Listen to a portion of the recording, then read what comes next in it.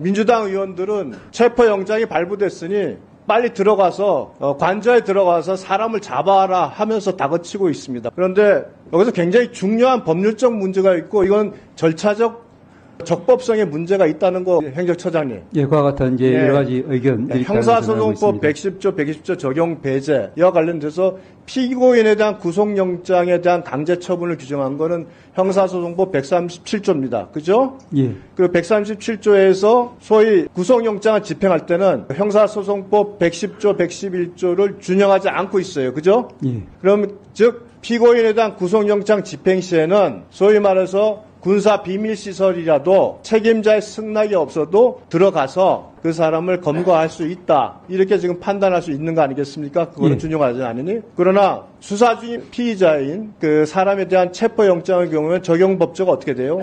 형사소송법 216조가 되고 있죠. 예. 147조와 동일한 내용으로 돼 있죠. 예.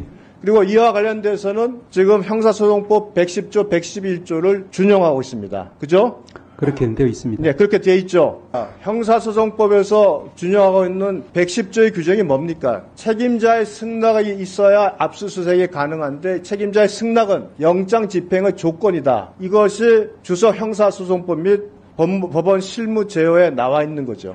예. 맞죠? 예. 그리고 영장 발부 전에 불승낙 의사가 명백한 경우에는 압수수색 영장을 발부할 수 없다라고 보고 있습니다. 그죠? 그렇게 기재되어 있습니다. 네. 여기서 이제 논란이 되는 거는 110조가 물적 압수수색만 말하느냐, 체포에 대한 수색의 경우에도 포함되느냐의 문제입니다.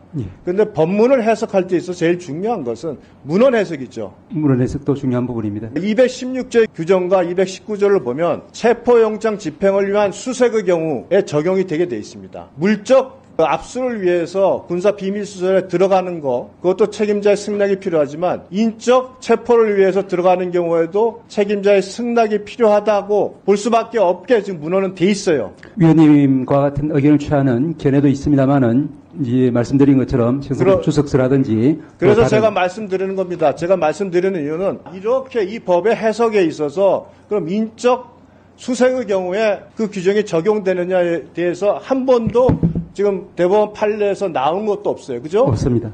그리고 판결에서 이거에 대해서 판단한 것도 없습니다. 예. 그럼에도 불구하고 그 판사가 자기가 임의적으로 이 형사소송법 규정 적용을 배제한 거예요. 그건 있을 수가 없는 거죠. 확인적 의미라고 하지만 216조에 적용되는 경우에는 그 확인적 의미를 그 본인이 임의로 판단할 수 있습니까? 조금 전에 말씀드린 것처럼 이 신청 기각 결정문에 따르면은 확인적인 의미로 체포영장 확인적인 발부 의미라고 법관이 하지만 그 확인적인 의미라면 쓸 이유가 없는 거죠. 그러니까 그런 이제 확인적인 의미에서 쓸 필요가 있느냐 없느냐의 당부에 대해서는 제가 그런 지적이 있다는 것을 아까 말씀드렸습니다. 즉 이 부분에 대해서는 지금 재항고가 돼 있죠, 대법원에. 그런 걸로 알고 있습니다. 그럼 대법원에서 이 부분에 대한 판단이 있어야지 우리가 정말 상상하고 싶지 않은 우리 경호처와 또 검거하기 위한 사람 간의 충돌을 막을 수가 있습니다. 지금 이 부분이 정리가 안 된 상태로 이렇게 가면 우리 예상치 못한 큰 사고가 발생할 수도 있어요.